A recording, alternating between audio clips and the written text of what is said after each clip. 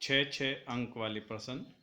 हमें बोर्ड परीक्षा में सबसे पहले अगर हम छः अंक वाले प्रश्न है वो हल करें तो इससे हमें एक तो कॉन्फिडेंस मिलेगा और दूसरा जो बड़े क्वेश्चन हैं उनको हल करने में हमें पर्याप्त टाइम समय मिल जाएगा।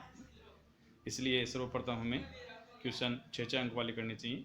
तो छः अंक वाले में सबसे पहले अंक आता है वो रैखिक समीकरण का आलेखीय विधि से हल करना। रैखिक समीकरण का आलेखीय विधि से हल करना। इसमें हमें दो समीकरण दी जाती है, समीकरण नंबर 1 और समीकरण नंबर 2 दी गई है।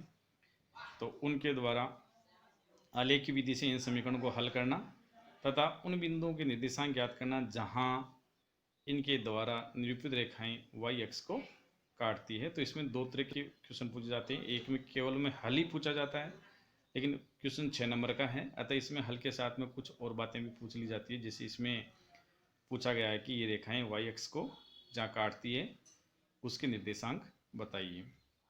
तो इस तरह से हमें प्रश्न को ध्यान से पढ़ना चाहिए और पढ़ करके केवल उसके से हल ही नहीं निकालना चाहिए, हल के अतिरिक्त और कुछ बात पूछी गई हो तो उसको भी हमें ज्ञात करना चाहिए। तो इस समीकरण को ग्राफीय विधि से हल करने के लिए सर्वप्रथम हम समीकरण नंबर 1 से इसको निम्न प्रकार लिखते हैं। तो समीकरण को हम 3x + 2y बराबर 12 को निम्नानुसार लिखते हैं। इसको x के बराबर करें तो 3x बराबर हो गया 12 और प्लस 2y है, इधर आएगा तो माइनस के 2y या x बराबर हो जाएगा ये 12 - 2y और बटे हुए जो इसके साथ में गुणा में है वो बटा भाग में आ जाएगा, यहाँ 3 हो गया। अब हमें यहाँ एक टेबल बनानी है जिसमें x और y के मान ज्ञात करने हैं। तो वो निम्न प्रकार अब आप ज्ञात कर सकते हैं आसानी से।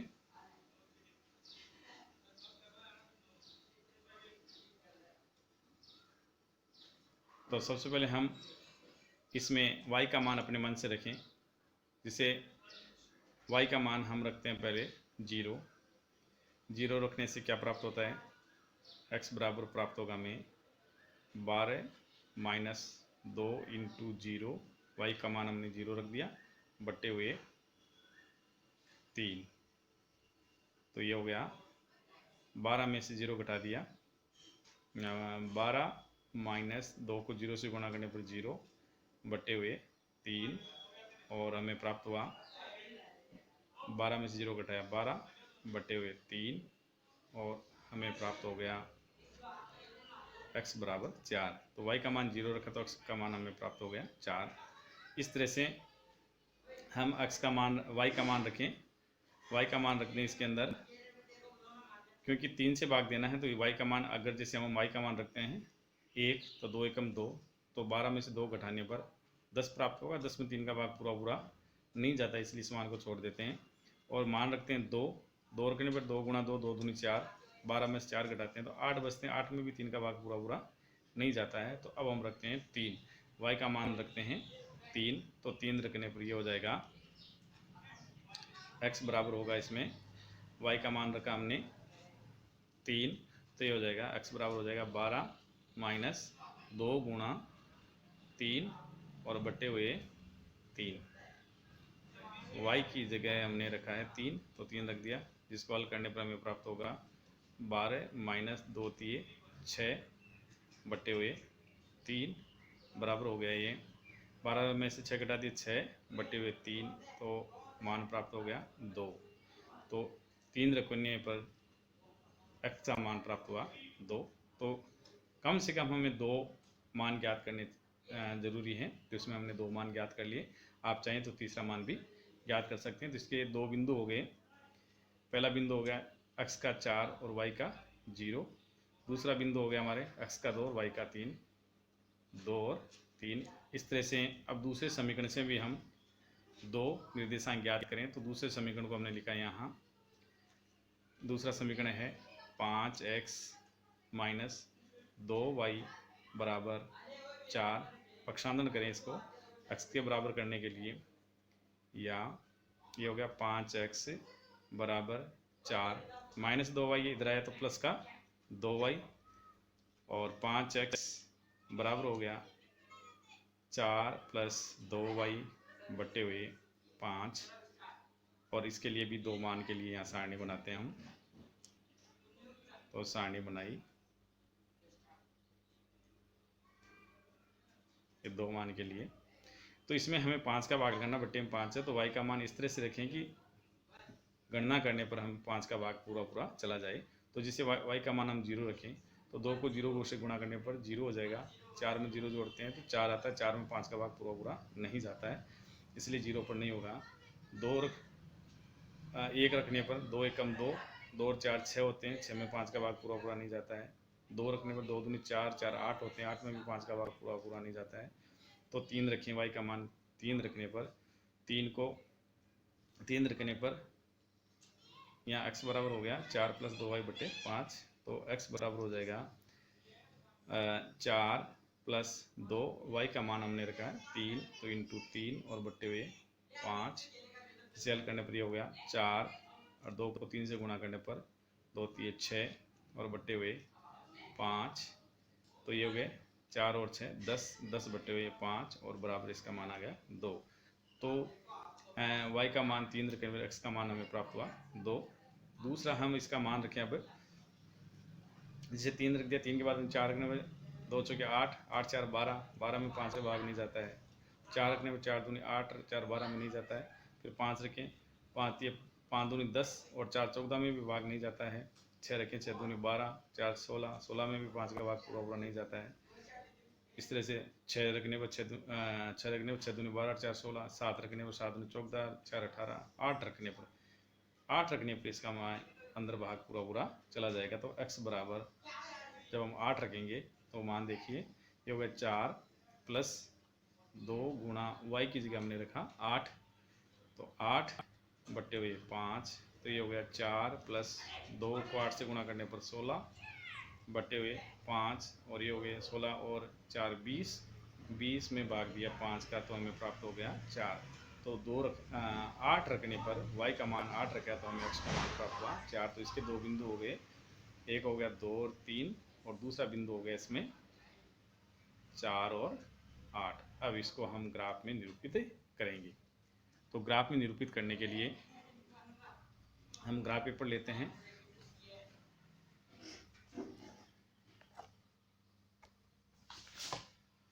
जिसे हमने लिया ग्राफ पेपर, तो ग्राफ पेपर के अंदर हम एक खड़ी रेखा और एक क्षैतिज रेखा खींचते हैं।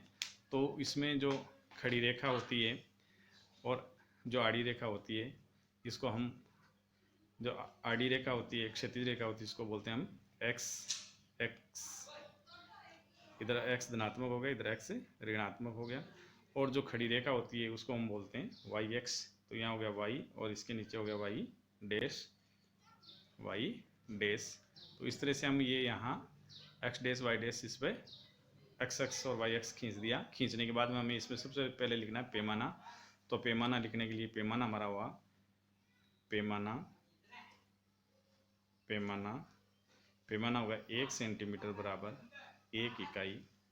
अब आवश्यकता अनुसार हम इस रेखा को इधर या ऊपर नीचे आवश्यकता अनुसार इसको खिसका सकते हैं। और पैमाना जो हमें लिखना है वो ज़रूरी है, क्योंकि पैमाने के हमें नंबर तय होते हैं, इसलिए यहाँ पैमाना लिख दिया 1 सेंटीमीटर बराबर 1 इकाई। तो यहाँ जहाँ दोनों रखते हैं ये मूल बिंदु हो गया, तो 0 है यहाँ। उसके बाद यहाँ हो गया 1 सेंटीमीटर चलते 1, इस रेखा पर 2, ये 3 सेंटीमीटर, 4 5 6 7 8, इस तरह से इधर लिखे। फिर इधर y का माइनस में x का माइनस में होगा -1, -2, -3, -4 और -5। y एक्स पर ऊपर होता है धनात्मक, तो 1, ये 2 3 4 5 6 7 और ये हो गया 8। इस तरह से ऋणात्मक y में हो गया, ये हो गया -1, फिर ये हो गया -2 और ये हो गया -3। अब हमें इसको ग्राफ को खींचना है। तो ग्राफ खींचने के लिए हमारे जो पहला बिंदु है वो पहला बिंदु इसके अंदर है। ये देखिए पहला बिंदु है वो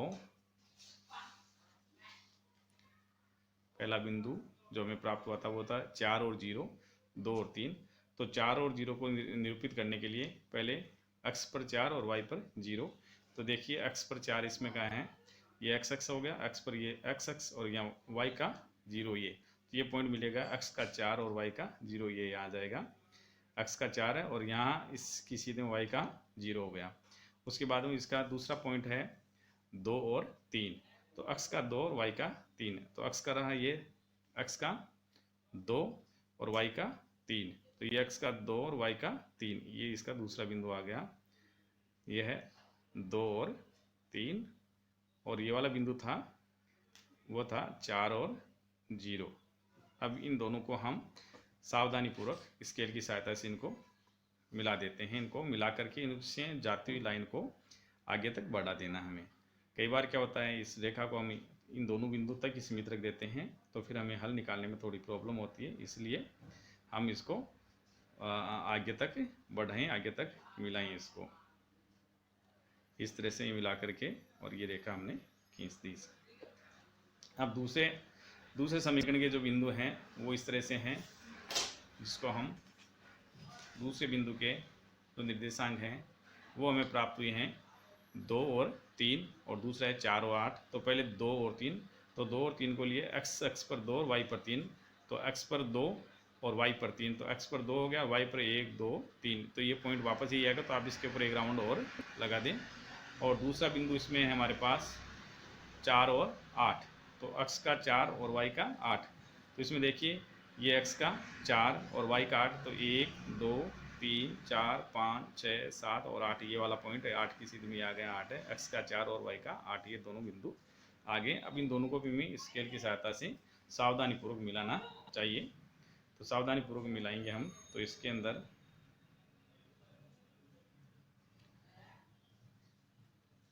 ये दोनों पॉइंट इस तरह से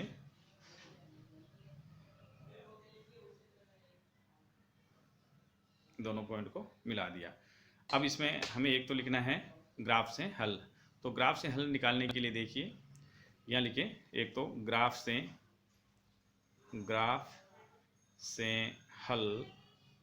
तो ग्राफ से हल निकलने के लिए जहाँ दोनों रेखाएं काटती है, कई बार तो ये क्या है आगे बढ़ाने पर काटती है रेखाएं, यहाँ नहीं, इसमें तो यहीं काटती, लेकिन कई पर्सन ऐसे मिल सकते हैं आपको जिसमें ये रेखाएं इनको आगे कहीं बढ़ाएंगे। जैसे मान लो ये रेखा इधर से होती तो इसको आगे इधर बढ़ाने पर, या इधर तक की होती तो आगे बढ़ाने पर वो एक दूसरे को काटती, तो वहाँ आपका हल आता। लेकिन इसमें यहाँ काट रही है, तो यहाँ से आप आइए x अक्ष पर आइए, तो x अक्ष पर इसका मान है 2। तो अपने ग्राफ से हल x बराबर तो हुआ 2, और इसमें y बराबर होगा, y से यहाँ से y अक्ष पर आते हैं तो y अक्ष पर इसका मान है 3, तो y बराबर हो गया 3। इसके साथ में इसमें दो बातें और पूछी गई थी। दो बात ये पूछी गई थी, एक बात पूछी गई थी कि इसमें इनके द्वारा निरूपित रेखाएं y अक्ष को काटती है, उन बिंदु के निर्देशांक ज्ञात कीजिए। तो उन बिंदु के निर्देशांक जहाँ ये रेखाएं y अक्ष को काटती है, तो रेखा नंबर 1, ये रेखा 1 है जो समीकरण है ये समीकरण, ये वाली रेखा 3x प्लस 2y बराबर 12 की है, और ये वाली रेखा है वो है हमारे पास 5x माइनस 2y बराबर 4 की। तो अब ये दोनों रेखाएं y अक्ष को कहाँ काटती है वो निर्देशांक हमें बताने हैं। तो रेखा 1 है y अक्ष को, ये y अक्ष, इसको y अक्ष को ये इस बिंदु पर काटती है, तो ये बिंदु y इसके अंदर है। यहाँ x की वैल्यू है 0 और y की वैल्यू है यहाँ 6। तो उन बिंदु के निर्देशांक, उन बिंदुओं के निर्देशांक जहाँ ये y अक्ष को काटती है, y अक्ष को काटती है, तो वो निर्देशांक इसके अंदर होंगे, x का था 0 और y का 6, एक तो उत्तर आ गया। दूसरी रेखा जो ये रेखा है ये y अक्ष को काटती है, y अक्ष को यहाँ इस बिंदु पर आकर के काटती है, ये बिंदु हो गया। यहाँ x का मान है 0, x का मान 0 इस पर, और यहाँ y का मान है -2, तो वो हो गया 0 और -2। तो इस तरह से हमें ये हल इसका प्राप्त हुआ है। तो सबसे पहले हमें इसकी टेबल बनानी है, और टेबल बनाने के ऊपर ग्राफ पर पैमाना लिखना है। पैमाना लिखने के बाद में हमें उस पर जो पैमाना लिया उसके हिसाब से उस पर संख्याएँ लिखनी है। संख्या लेकर के फिर बिंदु अंकित करने हैं। बिंदु अंकित करने के बाद में पूछी गई बात को हमें बताना है। 6 अंक का जो दूसरा क्वेश्चन पूछा जाता है वो होता है 27वां क्वेश्चन। तो उसके अंदर त्रिकोणमिति वाले चैप्टर से लगभग क्वेश्चन पूछे जाते हैं। तो इसमें देखिए क्वेश्चन नंबर 1 है कि सरसमी का सेक स्क्वायर 1 + tan स्क्वायर का प्रयोग कर सिद्ध कीजिए कि sine theta minus cos theta plus 1 बटा sine theta minus cos theta minus 1 बराबर 1 बटा sec theta minus tan theta. तो इस सरसमीका का प्रयोग करने के लिए हमें दिए गए पर्सन को सेक थीटा और टेन थीटा में बदलना है। तो सबसे पहले L1 का LHS, तो LHS में इसमें हमें दे रखा है sign theta minus cos theta plus 1 और बटे हो गए sign theta minus cos theta और माइनस 1। तो इसको जब हम सेक थीटा या टेन थीटा में बदलें तो सेक थीटा टेन थीटा में बदलने के लिए हमें कोस का भाग देना है। इस तरह के प्रश्न में कोसेक और कोट के रूप में भी पूछे जाते हैं। तो ध्यान देना, यहाँ आपको ये बदलना आना चाहिए कि हमें सेक में बदलना है। मान लो सेक स्क्वायर टेन स्क्वायर दे रखा है तो सेक में बदलने के लिए सेक का बदलेगा जब इसमें हम अंश में, अगर अंश में कोस का भाग लगाते हैं तो यहाँ अंश व हर में कोस थीटा का भाग देने पर, तो यहाँ भाग देंगे तो ये हो जाएगा, ये होगा साइन थीटा बटा इसमें भाग दे दिया कोस थीटा माइनस कोस थीटा में भी भाग दे दिया कोस थीटा का और प्लस इस एक में भी भाग दे दिया कोस थीटा का। अब मुख्य बटा ये बराबर हमें मुख्य बट्टा के सीधे में लिखना है। फिर साइन थीटा में भी भाग दे दिया, नीचे हर में भी, सब में अपन कोस थीटा का भाग देंगे तो कोस थीटा यहाँ हो गया माइनस कोस थीटा में भाग दे दिया कोस थीटा का और माइनस एक में भी भाग दे दिया कोस थीटा का। तो इस तरह से ये हमें इस तरह से प्राप्त होगा। साइन थीटा बटा कोस थीटा हम जानते हैं कि ये होता है टेन थीटा। तो ये साइन थीटा बटा कोस थीटा बन गया टेन थीटा माइनस कोस बटा कोस से कट करके एक हो जाएगा और प्लस एक बटा कोस होता है सेक थीटा तो ये सेक थीटा हो गया और नीचे साइन बटा कोस, तो साइन बटा कोस है वो हो जाएगा टेन थीटा कोस से कोस कट करके माइनस ये हो गया एक और ये हो जाएगा माइनस एक बटा कोस का हो जाएगा सेक थीटा। एक बटा कोस थीटा बराबर होता है सेक थीटा। अब इसको थोड़ा व्यवस्थित करें कि एक जो इसमें एक अचर है उसको दूसरी साइड एक साइड में कर दें और ये त्रिकोणीय अनुपात है उनको एक तरफ कर लें। तो इसमें पहले लिख दिया टेन थीटा फिर प्लस सेक थीटा और उसके बाद हो गया इसके अंदर हो गया माइनस एक बटा हुआ नीचे हो जाएगा tan theta minus sec theta. और यहाँ ध्यान रखें जब हमें इसमें हर के अंदर जो RHS में सिद्ध करना है sec theta minus tan theta जो हर में सिद्ध करना है, तो इसलिए एक ध्यान रखें इसके अंदर ऐसे प्रश्नों में कई बार ये sec theta minus tan theta अंश में आ जाता है, हर में एक आता है। तो ऐसे प्रश्नों में जैसे अपने को अंश में लाना है तो अंश वाले एक को बदलना है और हर में लाना है तो हर वाले एक को हमें इस सरसमीका के अनुसार बदलना है। तो हमें इसके अंदर एक बटा लाना है, इसलिए नीचे जो एक है उसको हम इस एक को लिख देते हैं या माइनस इस एक की जगह लिख देते हैं क्योंकि हमें सरसमीका दे रखी है सेक स्क्वायर थीटा बराबर 1 + टेन स्क्वायर थीटा है। तो एक बराबर क्या हो जाएगा ये सेक स्क्वायर थीटा और माइनस आ जाएगा इधर माइनस टेन स्क्वायर थीटा बराबर रह गया एक। तो इस तरह से यहाँ हम रख देते हैं sec square theta minus tan square theta इस समीकरण का हमने उपयोग किया है। अब इस sec square theta minus tan square theta के गुणनखंड हम करें तो गुणनखंड में A square minus B square की समीकरण लगाते हैं। A square minus B square से तो ये हो गया ए प्लस बी और ए माइनस बी, एक ब्रैकेट में ए जोड़ दो और एक दूसरे में घटा दो। तो उसके हिसाब से हम ये लिखेंगे, देखिए यहाँ ये हो जाएगा tan theta plus sec theta minus एक, इसमें कुछ नहीं करना हमें, और बटा नीचे हम इसमें यहाँ इन दोनों में को है जैसे लिख दें एक बार, tan theta minus sec theta, इसको माइनस और इधर इसके अंदर एक बार ब्रैकेट में जोड़ दें इन दोनों को, तो ये हो गया सेक थीटा प्लस से टेन थीटा, और दूसरे ब्रैकेट में हम इसको क्या कर देंगे, घटा देंगे, तो ये हो जाएगा sec theta minus tan theta. अब यहाँ देखिए कि इसमें दो पद हो गए नीचे हर में, अंश में तो अपने एक ही पद, इसके अंदर कोई छेड़छाड़ हमें नहीं करनी है, तो अंश में तो हमें वही लिखना है tan theta plus sec theta minus एक, और बटा होगा इसमें जो नीचे जो पद है उसके अंदर हमें सिद्ध करने वाले में लाना है sec theta minus tan theta. तो इसमें इन दो पदों में जैसे यहाँ इस वाले पद को थोड़ा व्यवस्थित कर लें, इसमें माइनस हम कॉमन लें, तो माइनस कॉमन लेने पर माइनस कॉमन लिया तो ये हो जाएगा, ये माइनस वाला ये प्लस को हो जाएगा, माइनस माइनस प्लस, तो सेक थीटा प्लस का हो गया, सेक थीटा पहले आ जाएगा सेक थीटा, और ये माइनस से इसको भाग देंगे तो ये प्लस, ये प्लस का ये माइनस का, यहाँ हो जाएगा माइनस टेन थीटा, और माइनस इसको एक बार है जैसे ही वापस लिख लें इसको, तो ये हो जाएगा sec theta plus tan theta, और ये हो जाएगा sec theta minus tan theta.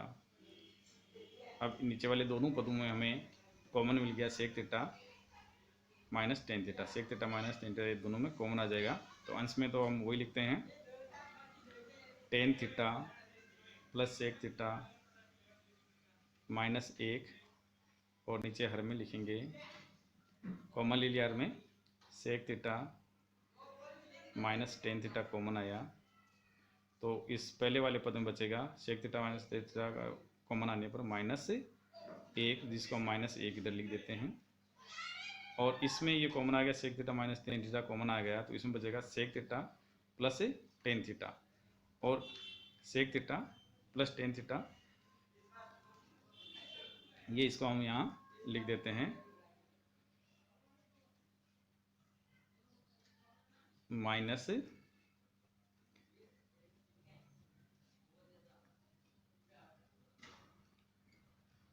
इसमें भी ये माइनस यहाँ आ गया सेक थीटा और प्लस टेन थीटा, ये इस तरह से। तो इस तरह से हम देखते हैं यहाँ कि इसमें ये होगा क्वेश्चन में एक माइनस की मिस्टेक होने के कारण यहाँ sine theta plus cos theta, यहाँ प्लस का साइन है, तो यहाँ प्लस होने के कारण ये हमने यहाँ लिखा प्लस, और यहाँ प्लस होगा तो ये यहाँ भी प्लस हो जाएगा, और यहाँ प्लस होने के कारण ये प्लस वन हो जाएगा। तो जब हम यहाँ लिखेंगे इस वन की वैल्यू जो sec square minus tan square, तो यहाँ इससे ये तो आ गया टेन थीटा माइनस एक थीटा, और इसकी जगह ये प्लस वन की जगह हमने वैल्यू रख दी sec square minus tan square theta, तो यहाँ ये साइन हमारा प्लस चलता जाएगा, ये प्लस और ये भी यहाँ आ गया प्लस। तो अभी जब हम यहाँ कॉमन लेंगे तो ये साइन यहाँ प्लस का रहेगा, ये साइन यहाँ प्लस का रहेगा।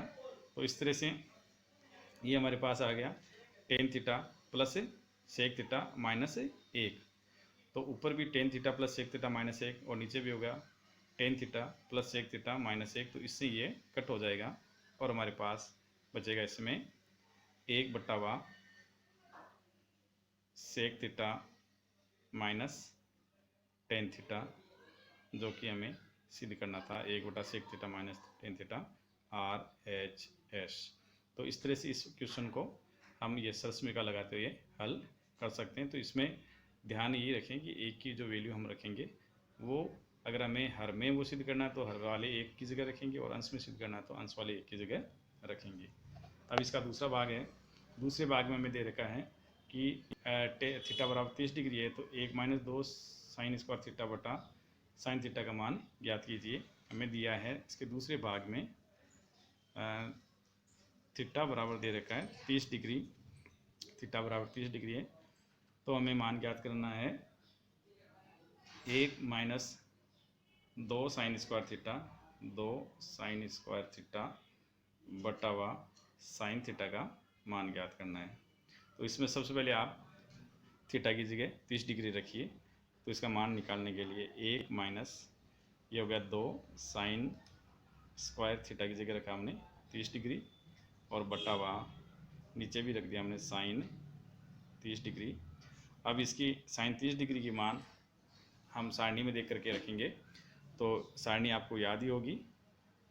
तो 1 माइनस 2 और साइन 30 डिग्री का मान होता है 1/2, 1/2 ऊपर स्क्वायर लग रहा है तो इसके स्क्वायर लगा दें, और बटा या नीचे हो गया साइन 30 का मान 1/2, जिसे हल करने पर हमें प्राप्त होगा 1 माइनस 2 इंटू 1/2 का स्क्वायर करेंगे तो ये हो जाएगा 1/4, और बट्टे हो गए 1/2।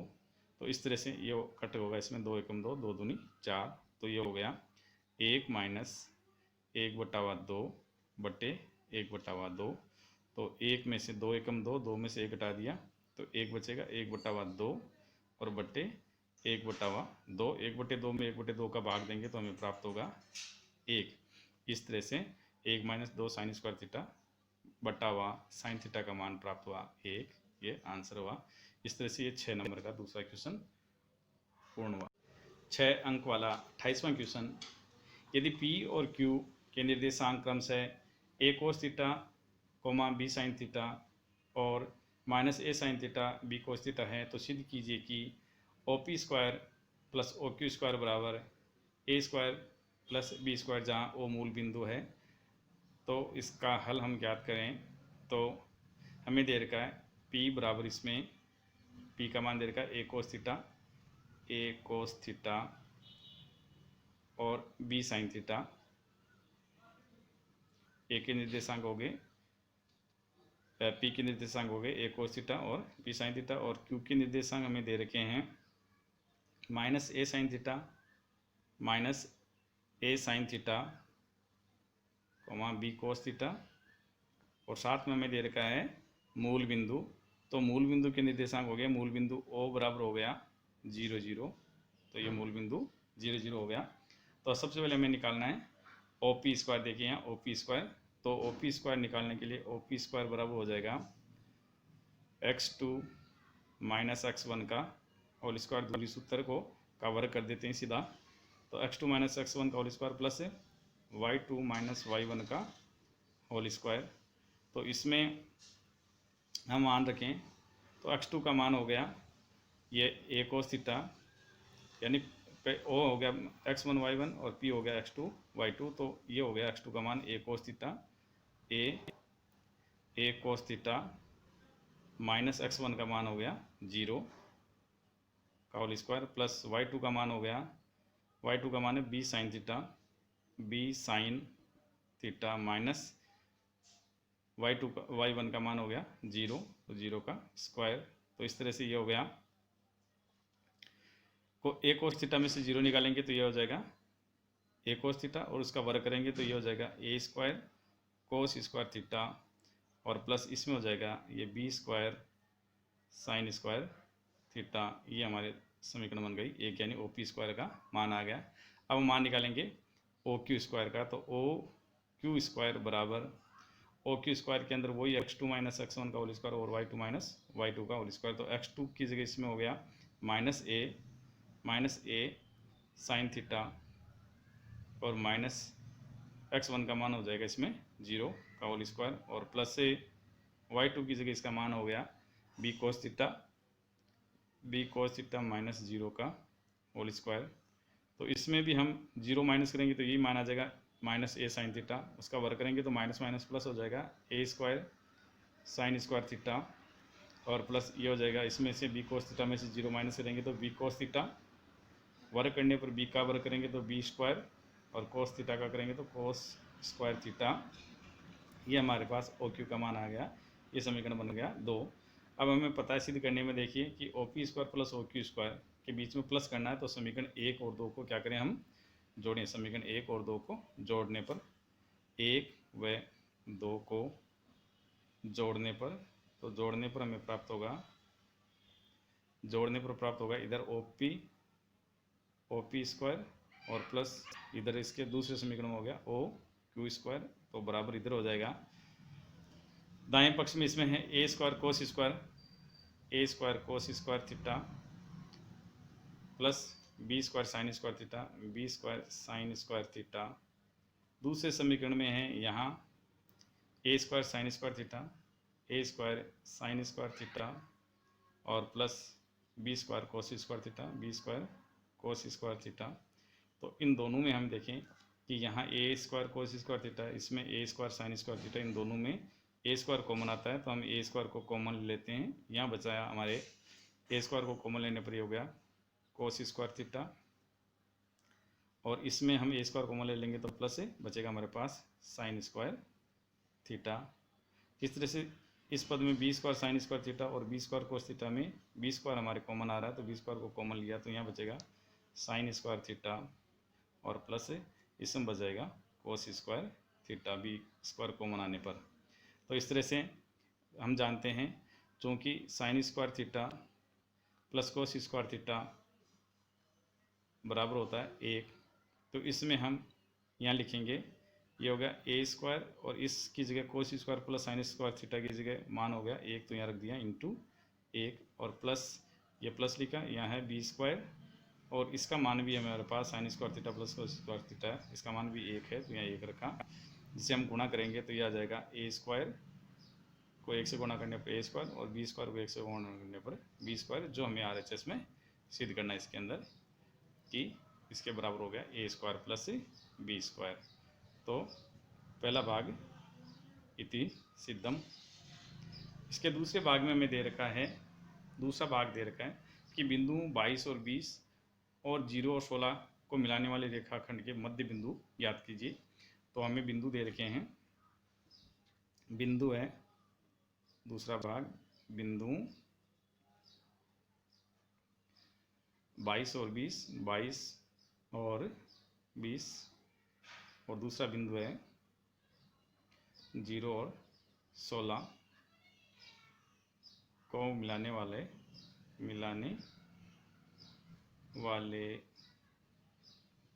रेखाखंड का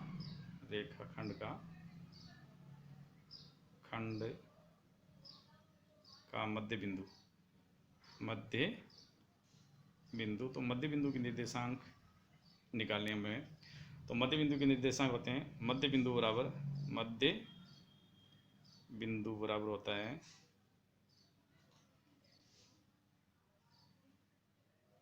x2 प्लस x1 बटा 2 कोमा y2 प्लस y1 बटे हुए 2।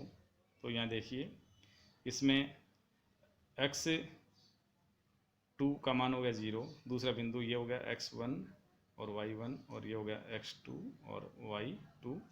तो हम पहले x2 का मान लेते हैं, तो ये हो गया 0 और प्लस x1 का मान हो गया 22 और बट्टे हो गए 2 कोमा y2 का मान है 16 प्लस y1 का मान हो गया 20 और बट्टे हुए 2।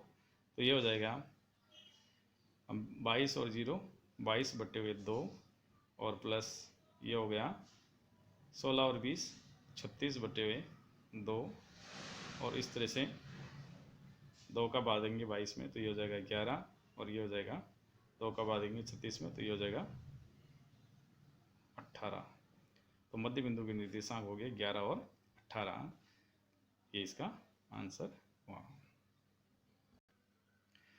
6 अंक वाला क्वेश्चन नंबर 29, इसके अंदर दे रखा हमें त्रिभुज ABC एक कोण समकोण त्रिभुज है जिसका कोण भी बराबर 90 डिग्री है। तो हमें एक यहाँ समकोण त्रिभुज बनाते हैं।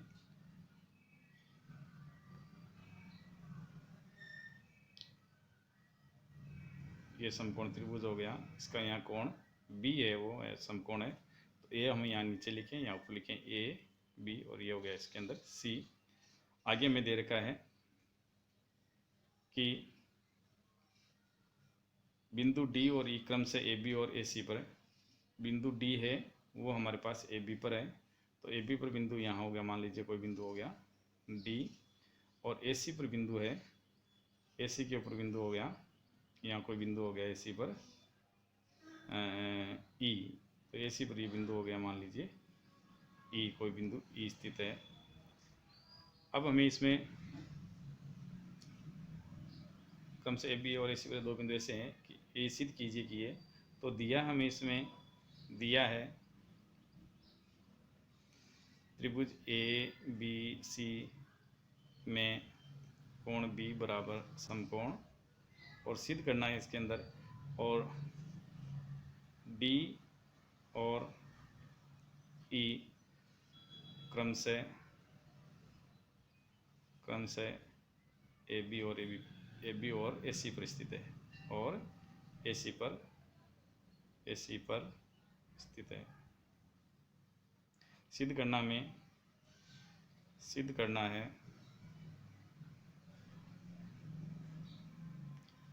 है कि A E square plus C D square बराबर है A C square plus D E square.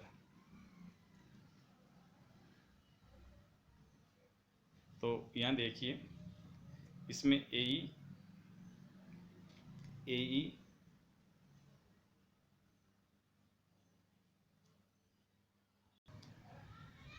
यहाँ बिंदु ई है वो ए सी पर न होकर के बी सी पर है, ये बिंदु ई है वो बी सी पर है, तो बिंदु ई हमें यहाँ बी सी पर लेना है, ये आ गया बिंदु ई।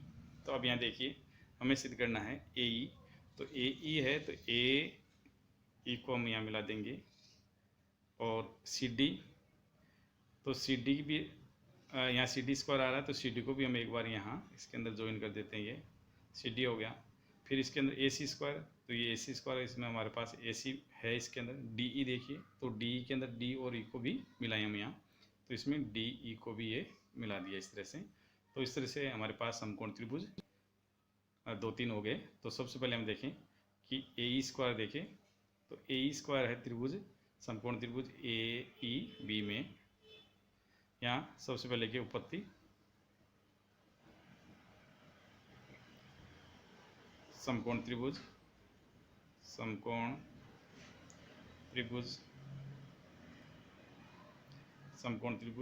ए ई बी में बोधायन प्रमेय से बोधायन प्रमेय में होता है कर्ण स्क्वायर बराबर आधार स्क्वायर प्लस लंब स्क्वायर, तो इसमें कर्ण हो गया A E square plus B E square plus A B square, A E square बराबर हो जाएगा B E square plus A B square, ये समीकरण बना एक। दूसरा समकोण त्रिभुज लेते हैं इसमें सी डी, तो सी डी देखिए इसमें सी डी बी, तो त्रिभुज सी डी बी में बोधायन से, तो सी डी बी में लगाएंगे तो इसमें हो गया ये कर्ण हो गया, इसका कर्ण हो गया सी डी, ये 90 डिग्री है, तो सी डी क्या हो गया, कर्ण हो गया। तो सी डी स्क्वायर बराबर सी डी कर्ण हुआ, तो आधार होगा इसका बी सी, ये बी सी आधार और बी डी, तो ये हो जाएगा B C square plus B D square, ये समीकरण बन गया 2। अब इधर देखिए, इधर ए सी स्क्वायर लाना, तो ए सी आ रहा है, ए सी तो ये आ रहा है त्रिभुज समकोण त्रिभुज ए बी सी में। तो अब दोबारा हम लगाएंगे समकोण त्रिभुज ए बी सी में बोधायन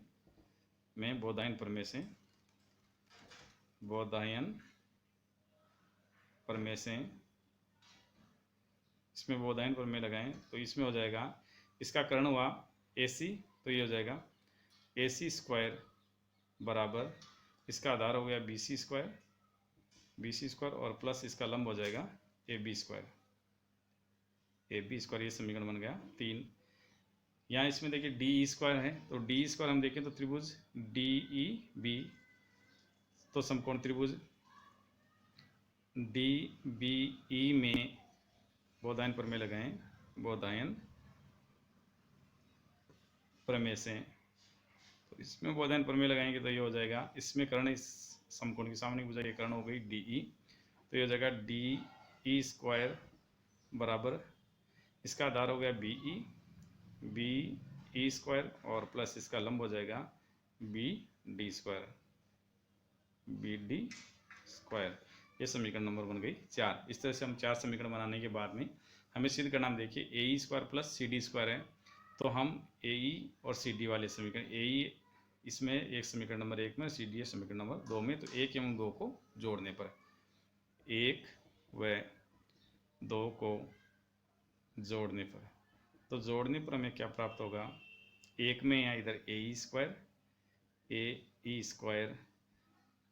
और प्लस 2 में CD² बराबर इधर ये, इसको हम LHS भी बोल सकते हैं, LHS बराबर, तो ये हो जाएगा इधर। इसके दाएं पक्ष में है, यहाँ है BE² प्लस AB² पहला समीकरण का, और दूसरे समीकरण में दाईं ओर है BC² प्लस BD², तो आगे लिख दें BC² प्लस BD²। इसको अब थोड़ा सा व्यवस्थित करें इधर, तो हमें ये व्यवस्थित इस तरह से करना है कि देखिए इसमें समीकरण नंबर 3 में आ रहा है BC² प्लस AB², तो BC² AB² को एक साथ लिख दें, ये BC² AB² इसको एक साथ लिखें, तो ये हो गया BC² और प्लस AB², इसको एक साथ लिख दिया, और दूसरा हो गया BE² और BD², इसको एक साथ लिख दें, तो BE² प्लस BD², इसको साथ लिखने का फ़ायदा ये हुआ कि 3 व 4 से क्या होगा, 3 में देखिए कि BC² plus AB², BC² plus AB², इसकी जगह हम रख सकते हैं AC², तो यहाँ रख देंगे हम AC² और plus BE² plus BD², BE² plus BD², इसकी जगह हम रख देंगे DE² बराबर ये आ गया RHS इति सिद्धम। ये हमें सिद्ध करना था।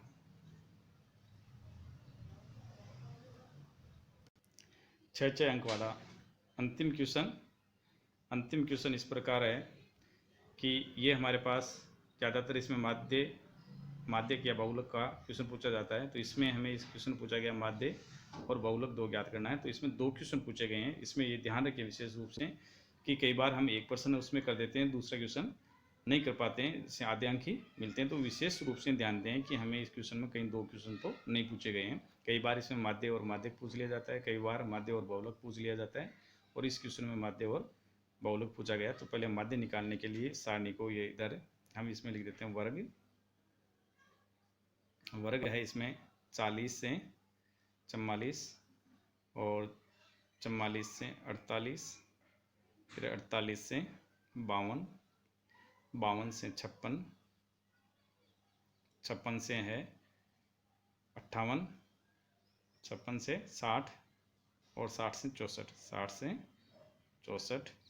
इधर इनकी बारंबारता हमें दे रखी है, f का मान दे रखा है हमें 5, 6, 5, 9, 3 और 2। तो सर्वप्रथम माध्य निकालने के लिए हम इसका मध्य मान निकालेंगे, x का मान। तो x का मान इसके अंदर आ गया हमारे पास, 40 और 44 को जोड़ेंगे तो ये हो गया 84, 84 का हम आधा करते हैं तो ये हो जाएगा 42। फिर हम 48 और 44 और 48 को जोड़ते हैं तो ये हो जाता है 92, और 92 का आधा करेंगे तो ये हो जाएगा 46। तो देखिए इसमें 4 का अंतर है, इनमें भी 4 का अंतर दिख रहा है, तो 4 जोड़ते जाइए। तो 46 से 4 50, 50 और 4 54, 54 और 4 58, 58 और 4 62। इस तरह से इसका x का मान आ गया।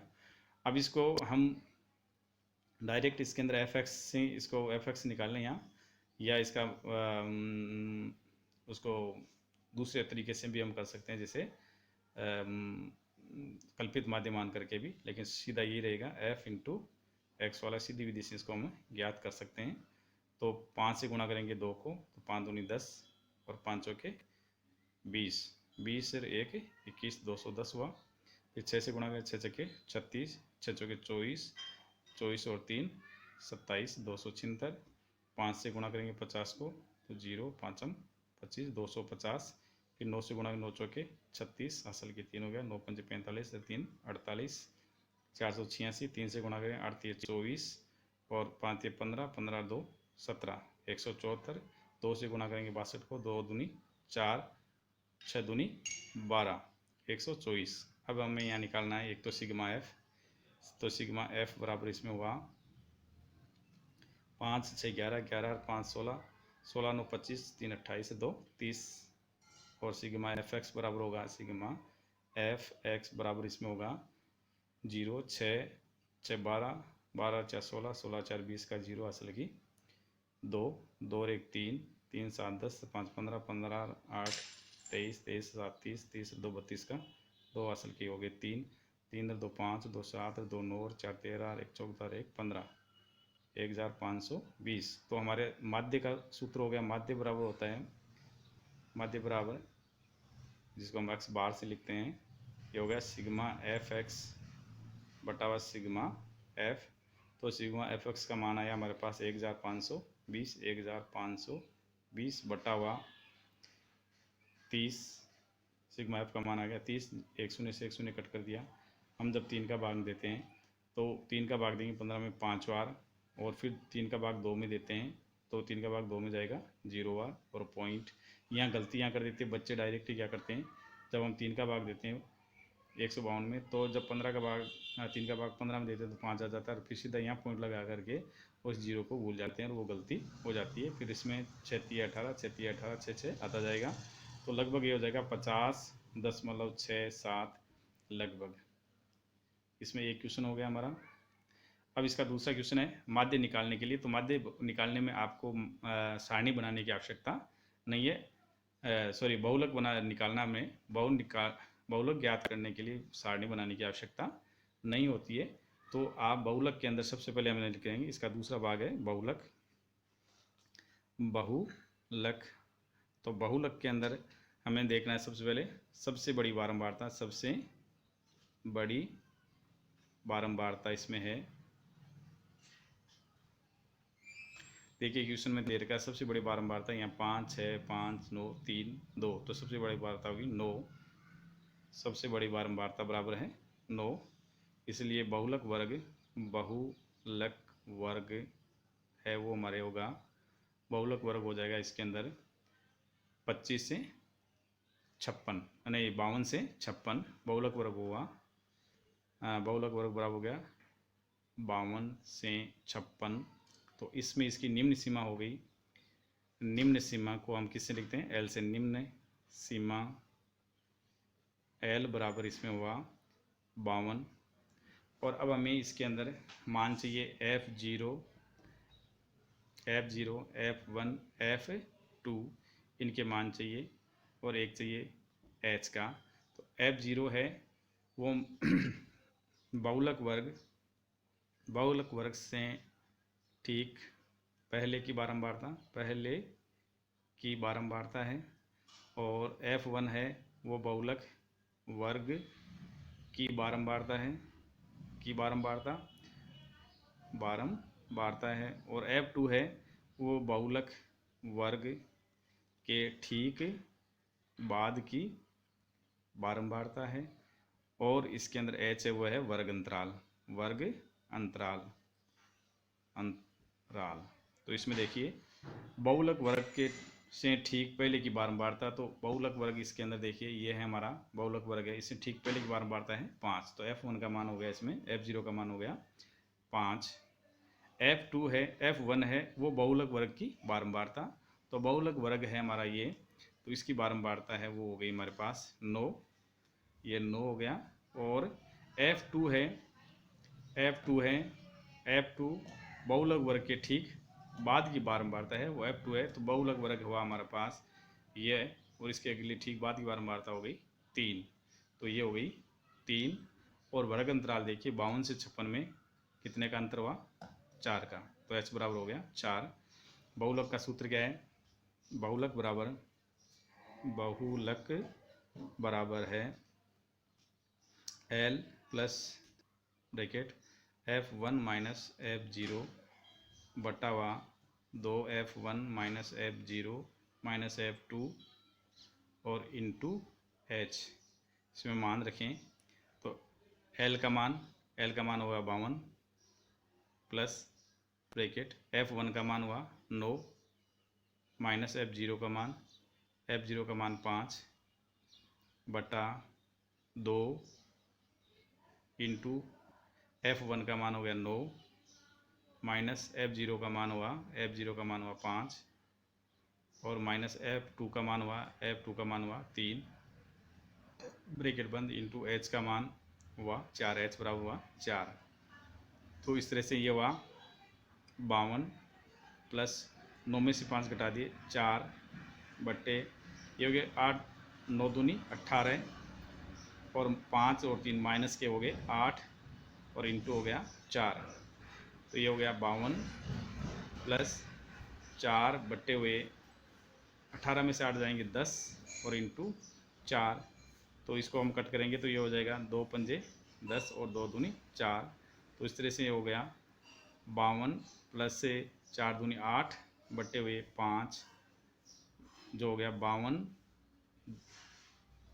प्लस से 5 का भाग देते हैं 8 में, तो 5 का भाग 8 में जाएगा एक बार 1 पॉइंट, फिर रह शेष रह गए 3, 7 चौके 28, शेष रह गए 2, 7 पंजे 5 चौके 20, तो ये हो गया 1.75, तो इसको जोड़ेंगे तो हो गया 52 और 1 53.75 इसका बहुलक प्राप्त हुआ है। तो बहुलक आया 53.75। इस तरह से ये हमारे 6 के सारे प्रश्न समाप्त हुए।